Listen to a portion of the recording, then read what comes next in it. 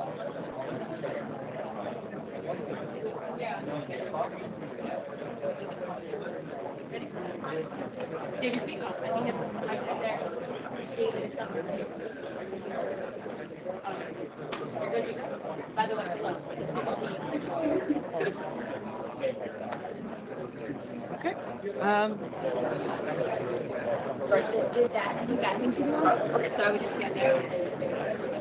Hi guys, we're going to start our afternoon session. Hello.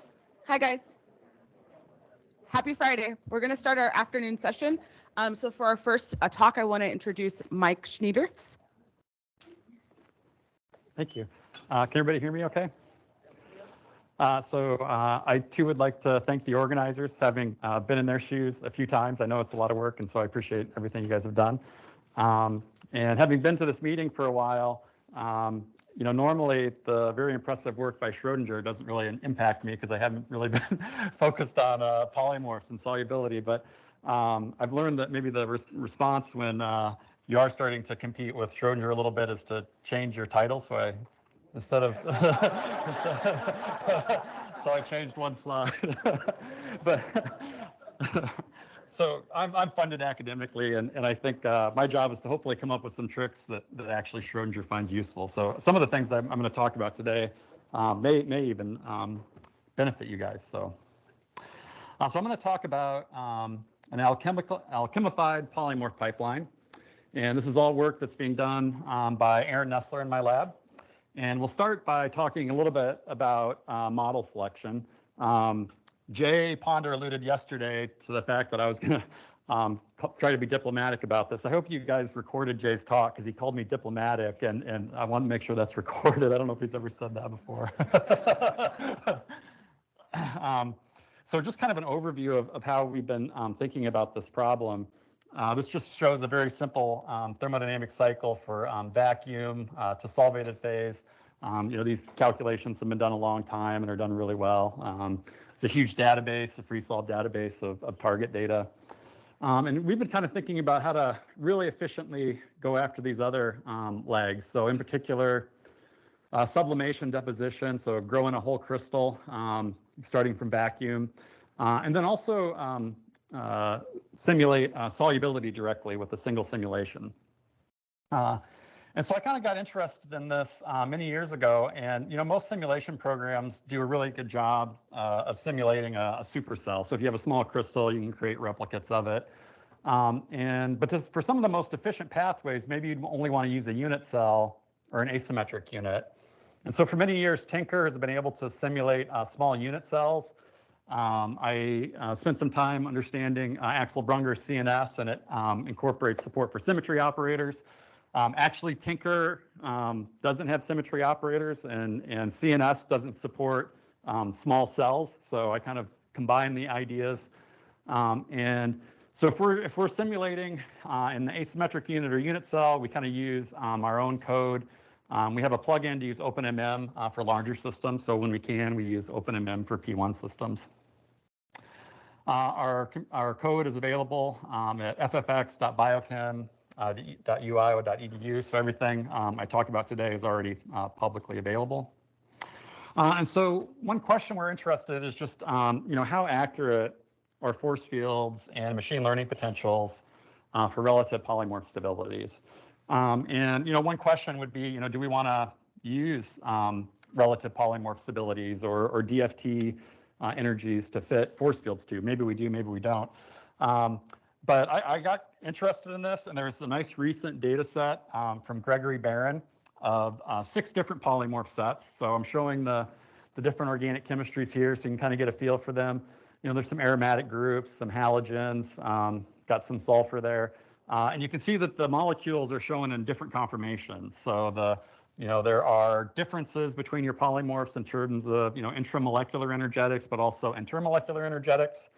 And we are going to try a variety of force fields and compare against Gregory Barron's DFT. So he knows much, much, much more about DFT than I do. These energies are from B86B PBE functional with XDM dispersion correction.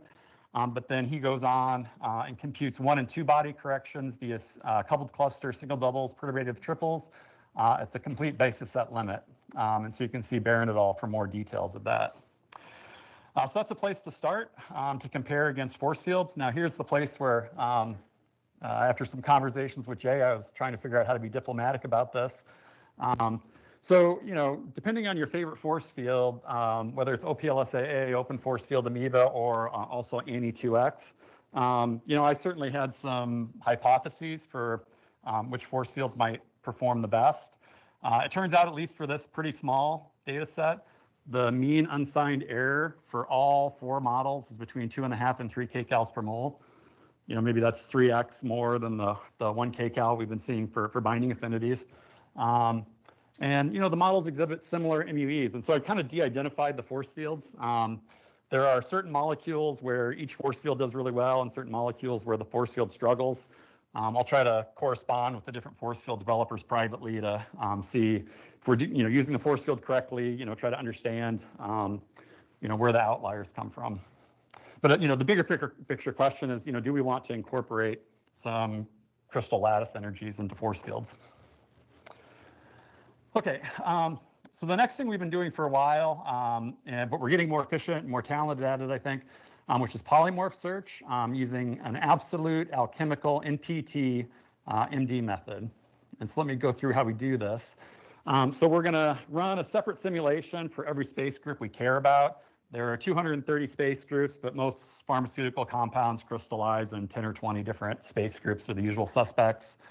And so we have a way to start with the molecule in vacuum. We set that to lambda 0, and then we grow in the crystal. In terms of enhanced sampling, we're using Wei-Yang's orthogonal space sampling. And so we flatten the surface along lambda, so our simulations walk back and forth between lambda 0, where the molecule can tumble around, down to lambda 1, where there's the crystal, and it just walks back and forth. You run it as long as you want. And then Wei-Yang's method, it's also flattening along the du d lambda direction, so that helps us to get over some barriers.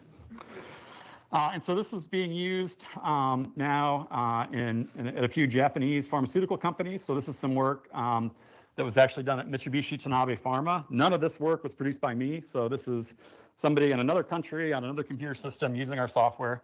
And actually, they've run a complete polymorph search for Roy and found all 11 polymorphs. This is kind of a busy slide, so let me take you through this a little bit. So on the x-axis is density. Usually higher density is better.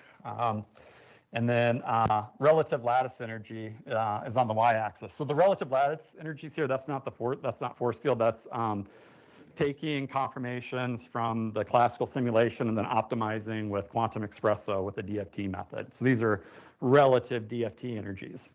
And our collaborators have gone beyond this. So this is Dr. Okamasa Okada, who I met at an earlier iteration of this meeting. This was all done with his hands. He's also done a bunch of other compounds. And we kind of have a preprint about the work on 6 compounds. I'll warn you, it's written in Japanese. But it does exist. It's written by somebody, not me, with a take on our stuff. So, not as exhaustive, anywhere near as exhaustive as the great stuff that Lingle presented. But, we are kind of using this on some real systems. And obviously, I can't show what Dr. Okada is really interested in, and he doesn't tell me what he's really interested in, right? So I don't know what compounds he really cares about. Okay, so a limitation of this is that, I don't want to compare polymorphs by potential energy. I want to do relative free energies, right? And so the usual way to compute a relative free energy is very clearly described by some work by Michael Schertz. So, how to take your crystal, maybe move to a reference state and compute entropic contributions. So that's great. We were kind of interested in, can we come up with a faster method that's like a relative binding affinity, but like a relative polymorph stability. And so there's actually an intermediate step that we needed, which is, it turns out we're going to need symmetry operators that help us to compare 2 polymorphs. And so this is some work by Aaron Nestler We expand the asymmetric unit into some L by N, M by N replicates crystal, determine conformations of all the asymmetric units, prioritize asymmetric units based on distance to the replicated crystal fractional center, and then we do initial superposition. So superposition is easy, if you're just comparing two molecules, right? But if you're comparing two crystals, you sort of have a matching problem that you have to figure out. So before you can start the matching problem, we just do a single molecule superposition. And you can see that what we're heading for is we want an RMSD20. So an RMSD20 is taking 20 molecules from each crystal and comparing them. And our RMSD1 is really good, 0.07. But after our initial superposition, the RMSD20 is only 0.7 angstroms. We then do a superposition over 3 molecules. And the 3 molecule RMSD is 0.23. Our RMSD20 has improved a little bit to 0.44, and this is helping us align things so we can optimize the matching is what's going on. And then we get our final answer, and our RMSD20 is about 0.3 angstroms. And so we did this because we didn't fully understand what was going on with the most commonly used crystal structure prediction or crystal structure comparison tool, which is maybe Compact from CCDC. It's a great tool, and what we learned is that the method I just presented, if we use what's called single linkage to decide what molecules to add to our cluster, we basically recapitulate the Compact answers. But what's interesting is if we use different linkage criteria, so average linkage or complete linkage, we get different radius of gyration for the clusters we're comparing. And so the big picture point here is it matters what your crystal superposition algorithm is for what our radius of gyration you get and what's your final RMSD. And we actually kind of like average linkage because it tends to give us the smallest radius of gyration. What that means is that we're not prioritizing any axis. If you have a spherical cluster, you sort of care about every direction. And this matters for like ranking crystals. If your crystal structure is perfect, the superposition method doesn't really matter. So that's why the rankings here at the top, this is some data from a blind challenge. The rankings don't really change if your crystal is almost perfect, but once your crystal starts to deviate, then the algorithm matters. It's the same thing if you're doing like a protein structure comparison. It's why like at CAS, people talk about GDT score versus just an RMSD, right? As your two molecules or crystals start to deviate, the algorithm matters a bit. So with our method, with the smaller radius of gyration, we just like to point out that the RMSDs change and the rankings kind of change. Now, the point of this is actually, it's fine to compare crystals, but what's actually useful about this is we get symmetry operators that now we're going to use in our relative polymorph energy approach. And so how do we get relative stabilities efficiently? So we have a new alchemical dual topology approach. And this is sort of summarizing an approach described in a paper by Michael Schertz, and also a paper that we described in how do we calculate a correction for an energy based on simulating an asymmetric unit with only one molecule to a unit cell that has more independent degrees of freedom.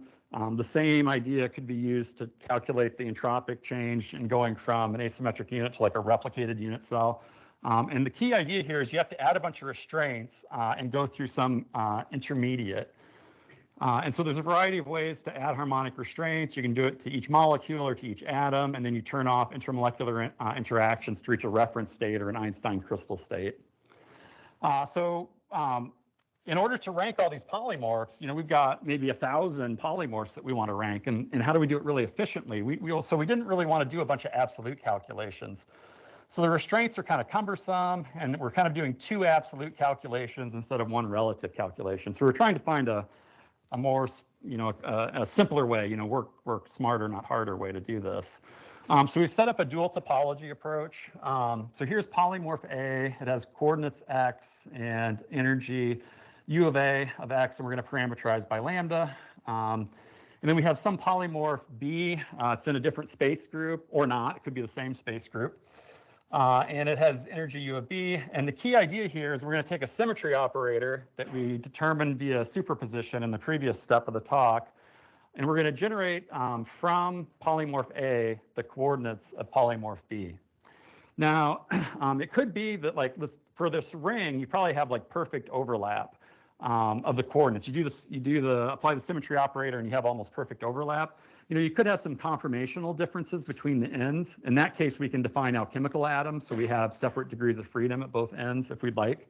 Obviously, the more degrees of freedom you have at each end that aren't shared, the less efficient your calculation will be. That's the usual thing. So we then can generate the rest of the unit cell using space group symmetry operators.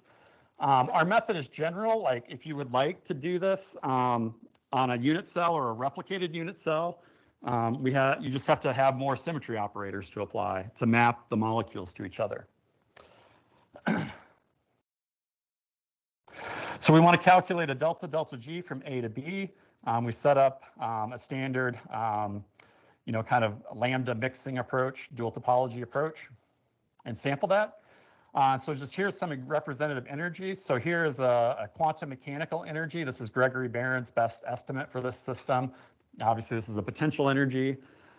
Here's an amoeba relative energy. You can see we're off by a little more than a kcal. And then one thing that we found about crystal polymorphs is there's sort of a dearth of thermodynamic data, right? Like I mentioned, if you're interested in solvation-free energies, you go to FreeSolve, you got hundreds or 1,000 solvation-free energies. At least at the moment, we don't have a similar database for crystal thermodynamic stabilities. So we do know that the experimental number for the delta delta G is about 0.54 in this case, and amoeba nails it. We don't have numbers in all cases.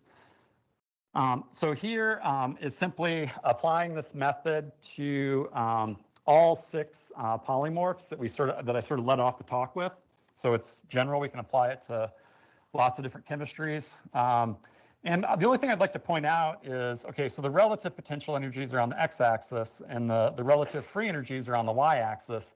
And they're differing by 1.5 kcals. So the mean difference between a potential energy and a free energy for these polymorphs is 1.5 kcal. I would like to show you what's the relative difference for the free energy differences of all these. I don't have those. They don't exist. So that's a limitation of where we're at. Another limitation here is that we calculated these just on doing a quick calculation between asymmetric units. So if we did the same calculation between unit cells, we might get a slightly different free energy, and we're going to explore that. But our protocol is really simple. So we have 21 windows, 1 nanosecond each, and then we apply bar. It only takes 12 hours on a single CPU for amoeba, or even faster for open force field or OPLSAA, only about 3 hours for one of these calculations. And our uncertainties are incredibly small, so less than 0.1 kcal per mole. So I really enjoyed Emilio's talk yesterday. So I think based on the architecture that Emilio put forward, I think we can implement this in OpenMM. So we wouldn't be able to do it on an asymmetric unit. We'd have to expand to a supercell, but we can supply the symmetry operators. And then I think, I don't want to put words in Emilio's mouth, but Emilio had like a vector, and we got symmetry operators, but it's kind of the same idea. So I think I'm excited about the idea of being able to add this to a more widely used code than our labs, of course. I think we can also maybe port it to Tinker 8 using its dual topology as support. I'd like to try to port the absolute method we use. I haven't thought of a clever way to do it, so maybe someone smarter than me can figure that out. And then finally, we'll rank compounds with thermodynamics or a DFT-QM energy, or one of the ideas that Professor Schertz and Eric Diebeck put forward was maybe to combine quantum mechanics with a molecular mechanics entropy term. One final plug for the University of Iowa. So I know that you guys will keep me honest about this talk. I get kept honest every day. I meet with our UI Pharmaceutics folks. So we actually have an in-house CDMO that does contract work to help pharmaceutical companies formulate your compounds. And they do pre-formulation studies, formulation development, clinical supply manufacturing, small-scale commercial manufacturing, et cetera. And it's the longest-running FDA-approved university-associated CDMO in the U.S. So these guys know a lot. Whenever I show them some of my stuff, they always have thousands of limitations and other things I need to try to do. So they do a good job keeping us honest. So just conclusions. I want to, again, acknowledge Aaron Nessler's work, and then also Dr. Okamatsu Okada at MTP in Tokyo. Amoeba force fields have been done by Ping Yu and Jay Ponder, and then our funding support. So, and thanks for your attention.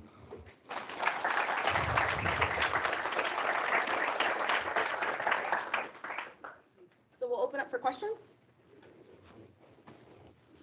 Emilio?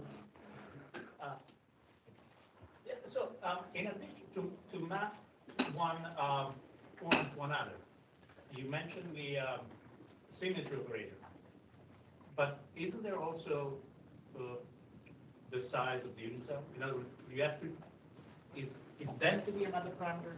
Yeah, so the two ends have different box sizes. So although there's no water, right? So we'd be mapping the whole crystal to another crystal. So hopefully we'd be able to handle the change in box size. Or is... So the box size is a variable parameter. That's part of the prediction. Yeah, I mean, it's a fixed variable at the two ends for like an NVT simulation, or if you wanted to try NPT, both could be fluctuating. Yeah. So one of the outstanding problems with CSP is the over-prediction of polymorphs in the landscape, right? So I guess with your approach, you're still sort of transforming particular potential energy minima into other potential energy minima. Have you thought about how the method might generalize to look at larger free energy basins where some polymorphs become equivalent, let's say, that's actually the process happening? Yeah, that's really interesting. So, it could be that okay, so let's say that they're in different minima, right? That's why we kept them in the landscape and didn't like filter them out due to superposition. Yeah, it could be that when you do the relative free energy calculation, those barriers kind of merge, or the potential energy landscape merges into a single free energy well. And I think we would pick that up, and our delta delta G would be 0. And so I hope that that's what we generally see. Yeah.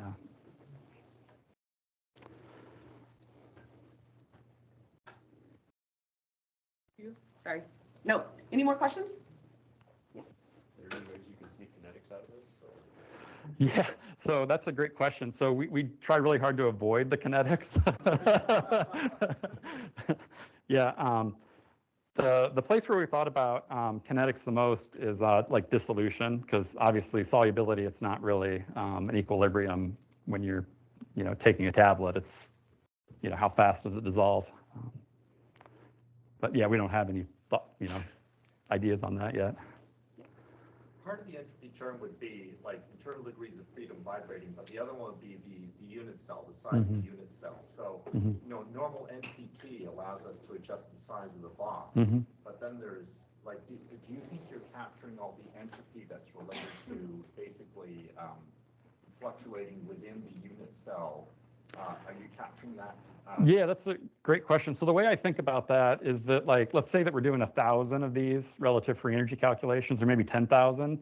We wouldn't capture that for all of them. We would hopefully like capture it for a subset, and maybe just follow the stuff that Eric Dybeck and Michael Schertz already published. So like a subset, we would go after the NPT contributions. Is that a big contribution? I guess what I'm trying to figure out is if you're capturing it sometimes, like what I would care about is like, is it a small correction that doesn't change the solution, what solution you pick, or is it going to have a big impact? Yeah, so that's one of the things we want to like carefully study, right? So if we do a relative calculation on the asymmetric unit, and then a unit cell, and then a replicated unit cell, and then add NPT, we can like kind of have we can psych out the different pieces. I mean, I would say that right now, if I'm looking at the difference in force fields, like the error being 2.5 to 3 kcals, I wonder if that might be a bigger limiting factor than a few tenths of a kcal entropically. I don't. All right, another round of applause for our speaker.